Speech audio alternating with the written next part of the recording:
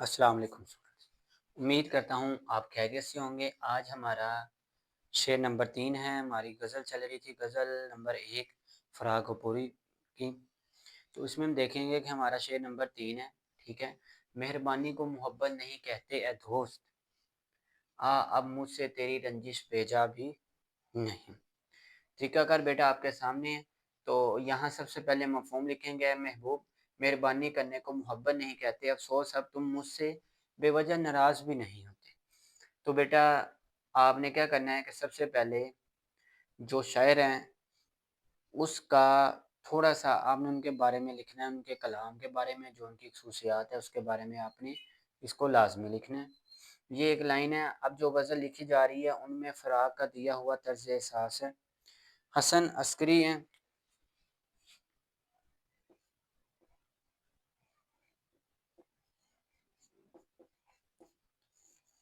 ठीक है बेटा, ये उन्होंने इनके बारे में लिखा, फ़राक़ गोरखपुरी के बारे में। आगे चलते हैं हम तशरीह की जानिब। मेहरबानी को मोहब्बत नहीं कहते हैं दोस्त। शायर अपने महबूब से मुखातिब होकर कहता है कि जो तुम मुझ पर मेहरबानी कर रहे हो इसको मोहब्बत नहीं कहते। मोहब्बत एक एहसास है, एक कैफ़ियत है। एक ऐसी कैफ़ियत हो कि जो इंसान के दिल में खुद ब खुद किसी दूसरे शख़्स के लिए या कोई भी ऐसी चीज़ जिसको इंसान चाह रहा होता है उसके लिए बेदार होती है, पैदा होती है, खुदादाद सलाहियत होती है। ना कि किसी को ये कह कर कहा जाए कि मुझे तुमसे मोहब्बत हो रही है या मैं तुमसे मोहब्बत करूँगा, तो ये जितनी भी चीज़ें हैं ये सारी गलत हैं। ये कैफ़ियत होती है जो एक इंसान को किसी दूसरे इंसान की जानिब राग़िब करती है या महसूस करती है, या एक इंसान किसी दूसरे इंसान को पसंद करता है। ये ऐसा नहीं होता कि किसी के साथ शर्त लगा कर के मैं मुझे तुमसे मोहब्बत है, तो ऐसा नहीं होता। तो शायर कहता है कि तुमने ए दोस्त या ए महबूब या ए जो भी शायर का महबूब है उससे मुखातब होकर कहते हैं, वैसे तो हम उर्दू में जो महबूब है उसको मुज़क्कर ही लेंगे। यहाँ महबूब को मुज़क्कर ही लेंगे। उर्दू शायरी का ये अलमिया है कि हमने महबूब को मुज़क्कर ही रखा है। अब आकर थोड़ी-सी उसमें वुसअत आई है कि अब हम उसमें मुअन्नस भी इस्तेमाल करते हैं, लेकिन फ़िलहाल जो ग़ज़ल की सही नोइयत है वो मुज़क्कर में ही है।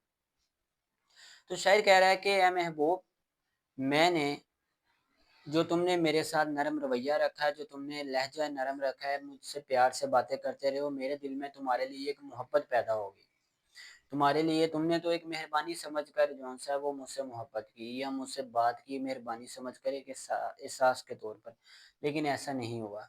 मुझे तुम्हारे इस रवैये ने मेरे ऊपर ये असर किया कि मुझे तुमसे मोहब्बत होना शुरू हो गई। ये इसका पहला मिसरा है। दूसरे मिसरे की तरफ देखेंगे आप, मुझसे तेरी रंजिश बेजा भी नहीं।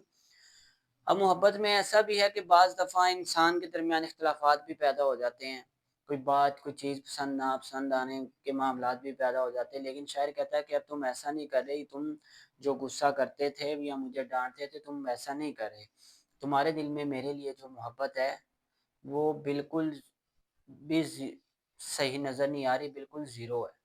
ना कि ऐसा है कि तुम्हें मुझसे मोहब्बत हो रही है।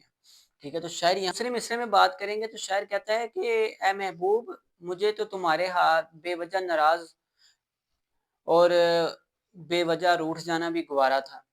तुम बात-बात पर नाराज़ हो जाते थे, तुम्हें बात-बात पर मनाना पड़ता था। लेकिन अब ये ऐसा हो रहा है कि तुम ना नाराज़ होते हो, ना मुझसे घूरते हो, ना कोई बात ऐसी करते हो, तो ये ऐसा नहीं है।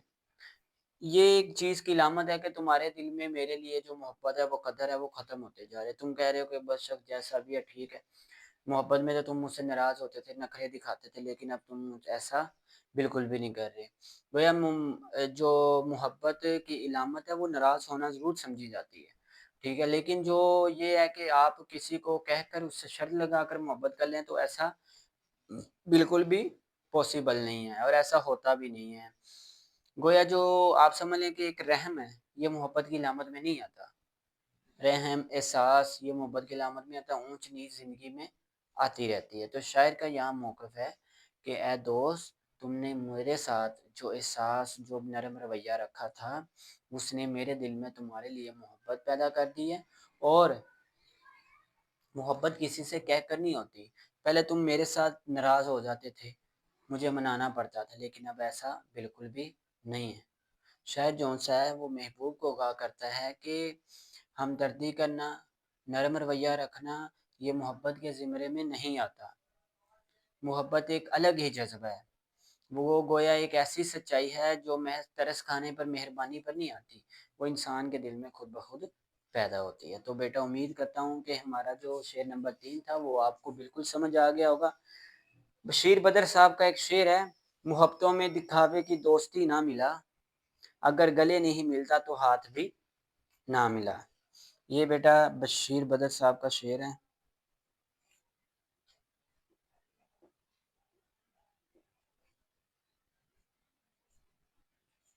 ٹھیک ہے، ہمارا یہ شعر نمبر 3 تھا۔ لیکچر نمبر ہمارا 17 چل رہا ہے، غزل نمبر ہماری 1 ہے، اور یہ ہماری غزل کے اشعار کی تشریح کا سلسلہ چل رہا ہے۔ تو اس میں ہمارا شعر نمبر 3 تھا۔